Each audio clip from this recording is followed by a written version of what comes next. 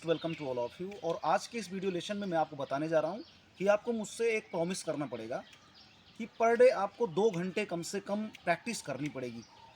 1 घंटे सुबह, 1 घंटे शाम, ठीक माहौल हो और आप खुद से बात कर सकें और ख़ुद की प्रैक्टिस कर सकें। अपने सेंटेंस जो आपने बनाए हुए हैं उनको लेकर के, तो डिफरेंट सेंटेंसेस रहेंगे, अलग अलग सिचुएशंस रहेंगी जो मैं आपको बताऊंगा। और 1 मार्च से ये प्रैक्टिस सेशन चालू है, ऑफलाइन ऑनलाइन दोनों जगह पर चालू है। और बच्चे खूब सारी प्रैक्टिस कर रहे हैं क्योंकि आने वाले जुलाई तक उन पर प्रेशर कम रहेगा स्टडी का, क्योंकि स्टडी हल्की रहेगी। तो इस दौरान आप बहुत अच्छी प्रैक्टिस कर सकते हैं और अच्छी इंग्लिश बोल सकते हैं। और मैं आपसे वादा कर रहा हूँ कि जितने भी सेंटेंसेस होंगे, जितने भी टाइप्स के सेंटेंसेस होंगे, मैं सभी आपको एक एक करके सिखाऊंगा और वो सारे वीडियो लेसन्स आपको मिल जाएंगे। और आपको केवल प्रैक्टिस करनी है, पर डे 2 घंटे प्रैक्टिस करनी है। ये ध्यान दीजिए, without practice you can't do anything. ये आप ध्यान दीजिए, practice makes a man perfect, ये कहा गया है। और English comes by practice only, ये ध्यान दीजिएगा। जो भी चीज़ें पढ़ाई जा रही हैं प्रैक्टिस के द्वारा आ सकती हैं। तो आपको 2 घंटे प्रैक्टिस करनी है और इस प्रैक्टिस के दौरान ही आप बहुत कुछ चीज़ें सीख जाएंगे और आपके जहन में वो चीज़ें बस जाएंगी। देखिए, कुछ सेंटेंसेस आज मैं लेकर आया हूँ। पहली बात तो एक वर्ड बहुत ही कंफ्यूजिंग वर्ड है जिसे आप क्लियर कर लीजिए, रियलिटी और रियलिटी।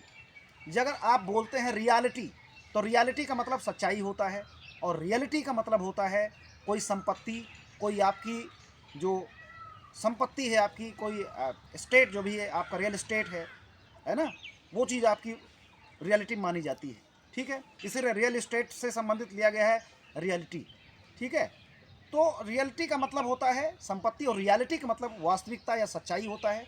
चलिए अब सेंटेंस शुरू करते हैं जिस पर ग्रामर का कोई प्रेशर नहीं रहेगा। विदाउट ग्रामर आप सीख सकते हैं। आज हम लेकर आपके लिए आए हुए हैं एडवांस्ड इंग्लिश के कुछ बहुत ही अच्छे सेंटेंसेस जो अलग अलग सिचुएशन पर बोले जा सकते हैं। केवल इन्हें आपको प्रैक्टिस के द्वारा रट लेना है, जिसे कहते हैं, क्योंकि ये सेंटेंसेस रटे जाते हैं और अलग अलग सिचुएशन पर बोले जाते हैं। इन पे ग्रामर का कोई भी प्रेशर नहीं रहता है। चलिए, हमारा पहला सेंटेंस है। अगर मान लीजिए आपने कहा अपने दोस्त से कि भाई मुझे भी गिन लेना, मतलब कि पार्टी आप दे रहे हैं, मुझे भी गिन लेना, तो हम बोलेंगे काउंट मी इन। काउंट मी इन का मतलब होता है मुझे भी गिन लेना। और अगर आप बोल रहे हैं कि मैं नहीं आऊँगा, यानी मुझे मत गिनना, मुझे इस पार्टी में मत गिनना या मैं नहीं आऊँगा, तो इसे हम बोलेंगे काउंट मी आउट। अगर गिन लेना तो काउंट मी इन, और मुझे ना गिनना या मैं नहीं आऊँगा तो इसका मतलब है काउंट मी आउट। अगर आप बोलना कि मैं नहीं आऊँगा, मैं नहीं आने वाला हूँ, तो काउंट मी आउट इसका मतलब हुआ। ठीक है, मुझे आमंत्रण मत देना, मुझे निमंत्रण मत देना। तो काउंट मी इन, मुझे गिन लेना, काउंट मी आउट, मुझे ना गिनना, यानी मैं नहीं आऊँगा। और दूसरा हमारा सेंटेंस है, क्या बेकार का आइडिया है। क्या बेकार का आइडिया है, तो इसके लिए होगा what an awful idea. What an awful idea. ठीक है, और अगला सेंटेंस हमारा है कि फिर कभी किसी और दिन। फिर कभी सही या किसी और दिन सही। हम लोग बोलते नहीं है कि भाई चलो आज ना सही किसी और दिन सही, आज ना सही किसी और दिन सही, दूसरे दिन आ जाऊंगा। तो आज ना सही किसी और दिन सही के लिए हम लोग बोलेंगे maybe some other day. Maybe some other day, इतना ही बोल देंगे तो इसका मतलब हो गया किसी और दिन सही। ठीक है, शॉर्ट में बोल देंगे maybe some other day, किसी और दिन सही। ठीक है, और अगला, अगर किसी को बोलना है भाई जिद मत करो, जिद मत कीजिए, जिद बोल रहे हैं, जिद, जिद नहीं बोलना है, जिद, क्योंकि आपको न्यूट्रल एक्सेंट बोलना है, तभी इंग्लिश अच्छी तरह से बोलना सीख पाएंगे। इंग्लिश के लिए आपको न्यूट्रल एक्सेंट भी होना बहुत ज़रूरी है। जिद मत कीजिए तो क्या होगा, डोंट इंसिस्ट। डोंट इंसिस्ट माने जिद मत कीजिए। फिर अगला है तो अब क्या करूं। अगर आप बोलना है तो अब क्या करूं, यानी क्या करूं मैं, अगर गड़बड़ हो गया तो क्या करूं, तो what should be do now. What should be do now. फिर अगला क्वेश्चन आप कर सकते हैं कि क्यों ना कहीं आज घूमने चलें। मान लीजिए कहीं घूमने का मूड आपका है, तो आप बोलेंगे क्यों ना कहीं आज घूमने चलें। तो आपको बहुत ज़्यादा सेंटेंस को टिपिकल बनाने की ज़रूरत नहीं, सिंपल वे में कह देना है why don't be go out somewhere. Why don't be go out somewhere means क्यों ना कहीं घूमने चलें। फिर अगला हमारा है टहलने चलें, क्या कहते हो। यानी किसी को अगर कन्विंस करना है कि टहलने चलें, क्या कहते हो, तो होगा how about going for a walk. How about going for a walk, टहलने चलें, क्या कहते हो। फिर अगला है यहाँ नाश्ते के लिए रुक जाएं क्या।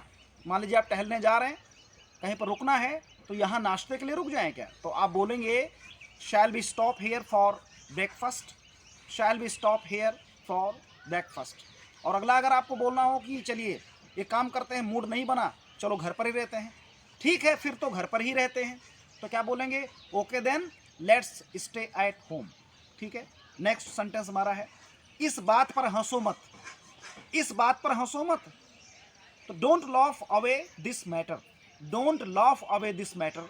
अगला है, उसकी बात पर मत जाना, यानी बड़ा नटखट है यार, उसकी बात पर मत जाना, उसकी बात को गंभीरता से मत लेना, तो उसकी बात पर मत जाना क्या होगा, don't take him at his word, don't take him as his word, इसका मतलब उसकी बातों पर मत जाना। अगला सेंटेंस है, मुझे पागल नहीं बनना है, मतलब मेरा अपना मजाक नहीं उड़वाना है, तो क्या बोलेंगे, I don't want to make a fool out of myself, I don't want to make a fool of myself. किसी को पागल मत बनाओ, don't make a fool out of someone, don't make a fool out of someone. और अगला sentence हमारा है कि बूंद बूंद से घड़ा भरता है, बूंद बूंद से घड़ा भरता है, तो इसके लिए होगा, little drops make the mighty picture, little drops make the mighty picture, बूंद बूंद से घड़ा भरता है। तो दोस्तों वैसे ही बूंद बूंद से घड़ा भरेगा, यानी आपको थोड़ा थोड़ा करके प्रैक्टिस भी करनी पड़ेगी। तो आप एवरीडे प्रैक्टिस कीजिए। ठीक है, 2 महीने प्रैक्टिस अगर 2-2 घंटे कर देंगे, जो स्पेशल टॉपिक मैं बताऊंगा उस पर, तो निश्चित रूप से आपको इंग्लिश आ जाएगी। और ये स्टेप में 1 बाय 1 बताऊंगा कि किसके बाद क्या करना है। 15 मार्च से एकदम रेडी हो जाइए, 15 मार्च से मैं स्टेप बाय स्टेप आपको बताऊंगा किसके बाद क्या आपको पढ़ना है, क्या तैयारी करना है। फिलहाल जो भी टॉपिक्स इस समय पढ़ाए जा रहे हैं वो आपको बहुत ज़रूरी है। सबसे पहले वर्ब वाली टॉपिक चल रही है, वर्ब वाली टॉपिक लगातार आप देखते रहिए, ये बहुत इंपॉर्टेंट है। इससे आपको बेसिक सेंटेंस मेकिंग प्रोसेस आ जाएगा। फिर इसके बाद में हम अदर चीज़ें अपना करके और फ्लुएंट इंग्लिश स्पीकिंग के लिए अपनी प्रैक्टिस चालू कर देंगे। वो भी आपको बच्चों के साथ करना है ऑफलाइन में, और ऑनलाइन खुद आपको प्रैक्टिस करना है। सो आज विदा लेते हैं और फिर मिलते हैं अगले नेक्स्ट डे एक अच्छे वीडियो के साथ। Thank you so much for watching this video guys.